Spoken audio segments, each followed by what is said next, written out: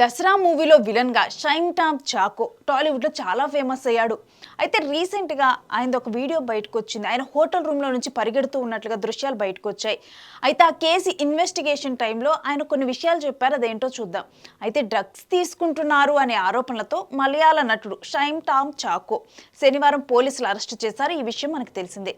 పోలీసుల విచారణలో ఆయన పలు కీలక విషయాలు వెల్లడించినట్లు ఇప్పుడు తెలుస్తోంది.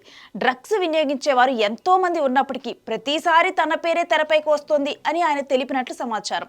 మాదక ద్రవ్యాలను సరఫరా చేయడానికి కొంతమంది మధ్యవర్తులు ఉండేవారని, వారి నుంచే తనకు డ్రగ్స్ వచ్చేవని చెప్పారట.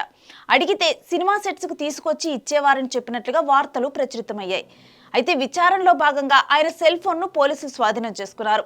బ్యాంకు లావాదేవీలను సైతం పరిశీలించారు.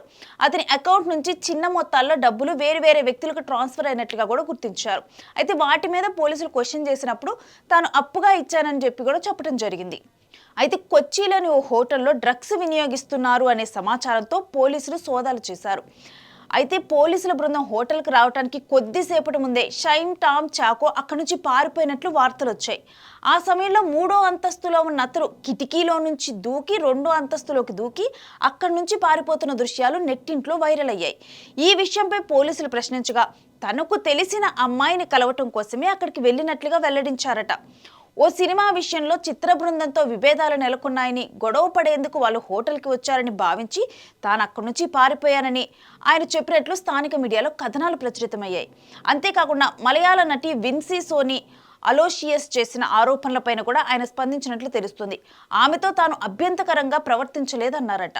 ఇక మరోవైపు డ్రగ్స్ విషయంపై కేరళ ఎక్సైజ్ శాఖ మంత్రి స్పందించారు. మాదక ద్రవ్యాల వల్ల సమాజం, యువత భవిష్యత్తు నాశనమైపోతుందన్నారు. డ్రగ్స్ నిర్మూలన కోసం శ్రమిస్తున్నామన్నారు. ఎవరైనా వాటిని వినియోగించినట్లు తెలిస్తే సహించబోము అని తెలిపారు.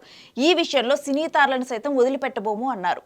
తప్పు చేస్తే వారిపై కూడా చర్యలు తప్పవు అని తెలిపారు.